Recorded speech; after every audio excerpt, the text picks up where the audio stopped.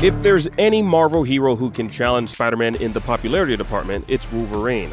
That's why it's fitting that the old knucklehead is joining Spidey in getting a big-budget action game from the folks at Insomniac. Like Spidey, Wolverine has a fascinating history in the video game realm.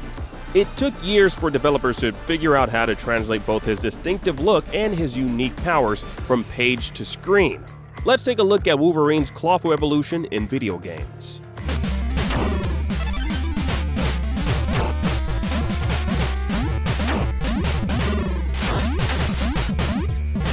The X-Men may have been around since 1963, but it would be decades before they grew to become Marvel's dominant franchise, thanks in no small part to Wolverine himself. The franchise didn't appear in video game form until 1989's Uncanny X-Men on the NES. We suspect many fans wish they hadn't, as this is generally regarded to be one of the worst superhero games ever made. Looks like it's showtime. Wolverine himself was spun out into his own NES game in 1991. This overhead action game earned equally scathing reviews, and it embodies many of the problems developers face in trying to accurately depict the hero. The iconic Marc Silvestri cover art is a far cry from the generic pixelated blob gamers actually control. The game's biggest sin is tying Wolverine's trademark claws to his health meter, forcing gamers to hunt down hamburgers and soda to replenish his steadily depleting energy. That would become an unfortunate trope in many early X-Men games. Wolverine! Tell Cyclops I made him a convertible. In this early period, it would fall on Konami to give gamers a taste of what a good X-Men game looks like. Konami's X-Men arcade game follows the same beat-em-up formula as classics like The Simpsons and TMNT. It's based on the animated pilot Pride of the X-Men, so it features Wolverine in the classic brown costume he wore throughout the 1980s. It was visually a huge leap from its X-Men predecessors, with colorful large sprites that channeled the energy of the early 90s comics. Sadly, it still made the mistake of limiting how often players could tap into each character's mutant powers. That would continue to be a trend for a while to come.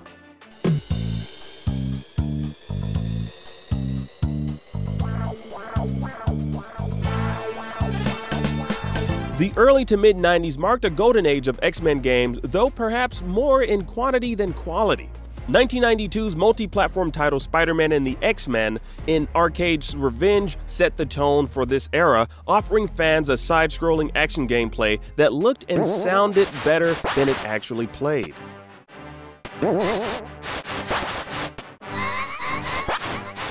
1993's X-Men on the Sega Genesis might be the most popular game from this era. The game's sharp, colorful look and killer soundtrack appealed to fans, even if the generic and often frustrating gameplay didn't. The Genesis game is also notable for being the first to feature Wolverine's classic yellow and blue costume, which was back in vogue at the time thanks to both Jim Lee's X-Men comics and X-Men the Animated Series. Sadly, the Genesis game was also guilty of that fundamental Wolverine faux pas, limiting how much players could unleash his adamantium claws. This kid's crying. Do something. The Super Nintendo, meanwhile, got its own mutant adventure in 1994's X-Men Mutant Apocalypse. This game also took its visual cues straight from the contemporary X-Men comics, including a roster of playable characters pulled from the monthly X-Men series. It was an early taste of things to come from developer Capcom. Wolverine finally got a chance to fly solo again in 1994's Wolverine Adamantium Rage. Our hero's yellow costume was again on display, with the SNES version doing an especially good job of adapting the dynamic, colorful look of the comics.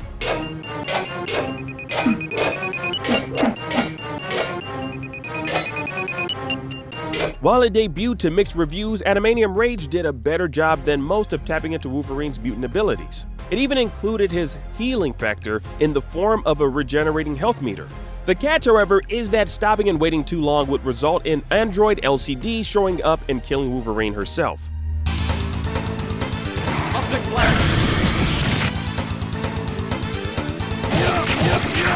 If Konami's X-Men arcade game gave fans a glimpse of what the franchise could look like with powerful hardware behind it, Capcom blew the doors down with 1994's X-Men Children of the Atom.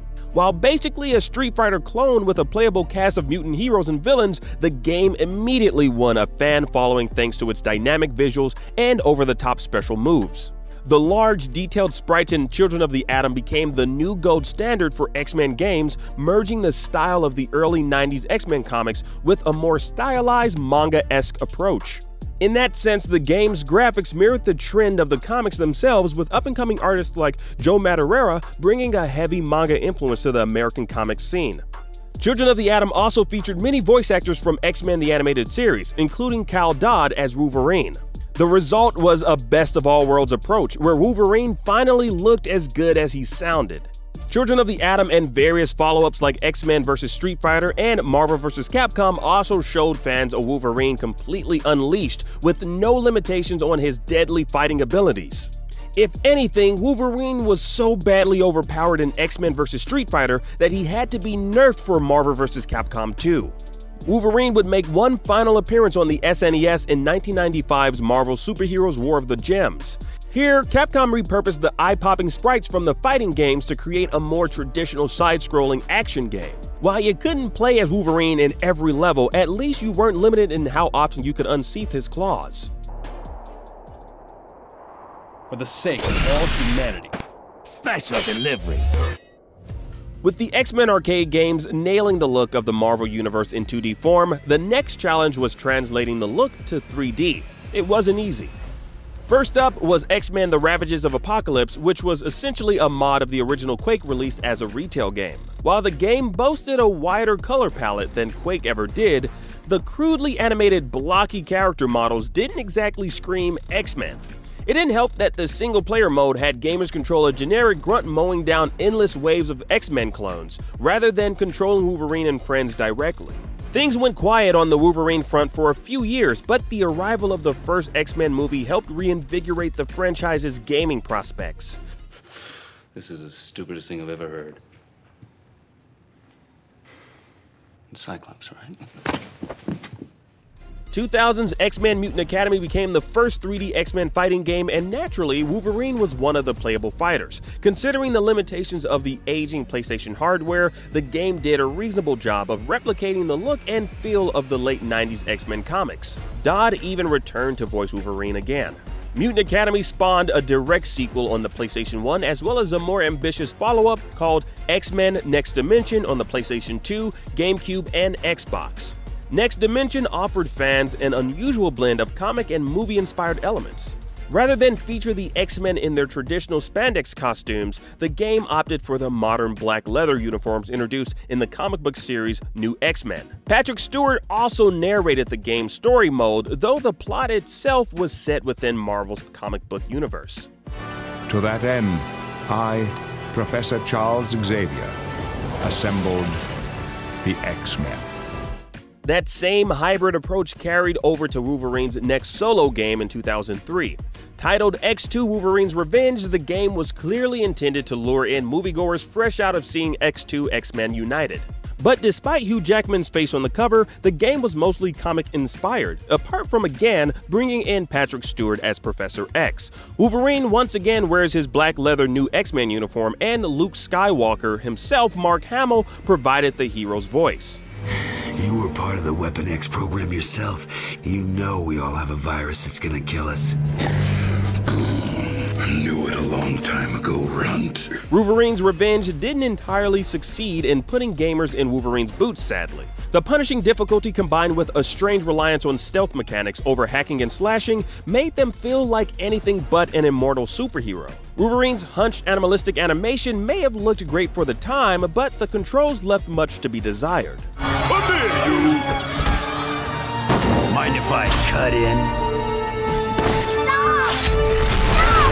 For many X-Men fans, the franchise hit its gaming peak with 2004's X-Men Legends. This action RPG allowed players to control a team of 4 heroes, battling the Brotherhood and leveling up. Visually, 2 elements set Legends apart from the crowd. The game drew inspiration from Marvel's Ultimate X-Men comic rather than the traditional X-books, meaning the X-Men were decked out in sleek, modern black and gold costumes. The characters were also cel-shaded, echoing the comic book-inspired approach of the Ultimate Spider-Man game. Wolverine himself was voiced by Steve Blum, who would go on to reprise the role in the animated series Wolverine and the X-Men. Legends also did a better job than most of its predecessors when it came to making players actually feel like Wolverine. Gone were the simplistic platforming elements and special claw meters, replaced by a wide array of moves that could be upgraded over time. Legends inspired a direct sequel in 2005's X-Men Legends 2: The Rise of Apocalypse. The franchise then expanded to encompass the wider Marvel Universe in 2006's Marvel Ultimate Alliance. Ultimate Alliance abandoned the cel-shaded look in favor of a more realistic art style still heavily inspired by the Ultimate Universe comics. Its sequel, 2009's Ultimate Alliance 2, veered in a different direction with more traditional comic book designs. I knew I smelled something rotten. That's probably your breath. Surprisingly, it wasn't until 2006 that gamers were treated to an X-Men game based specifically on the movie series. X-Men: The Official Game acted as a prequel to X-Men: The Last Stand, with the story mode introducing villains like Silver Samurai and the Sentinels, and explaining why Nightcrawler suddenly vanished after X2.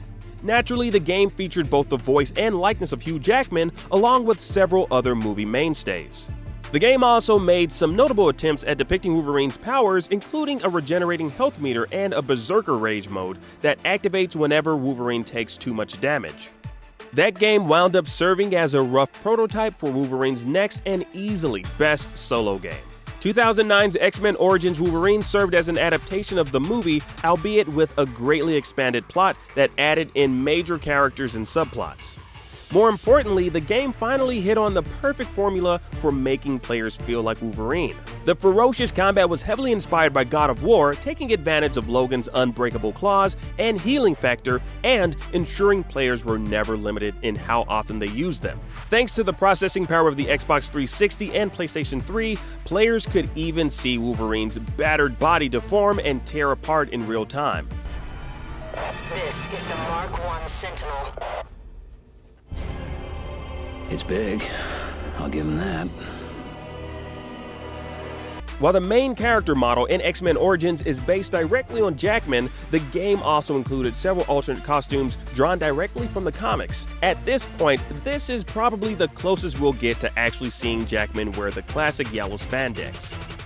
We X-Men will work with local and national authorities to keep the peace and to deliver help where it's needed.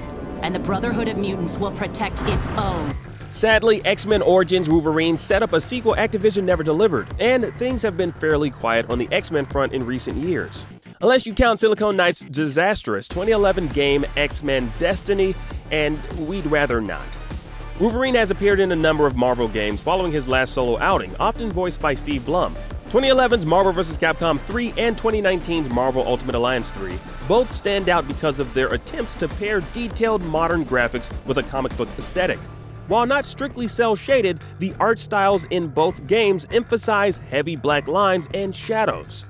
The now defunct online RPG Marvel Heroes also deserves a nod thanks to its sheer number of alternate costumes available for Wolverine and his fellow heroes.